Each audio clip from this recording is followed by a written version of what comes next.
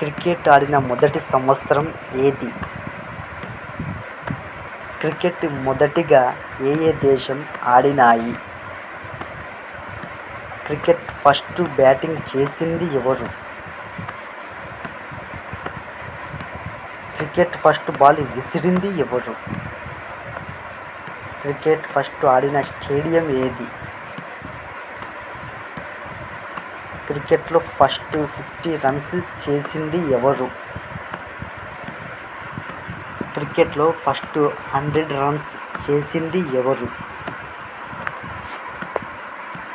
క్రికెట్లో first out అయ్యింది ఎవరు?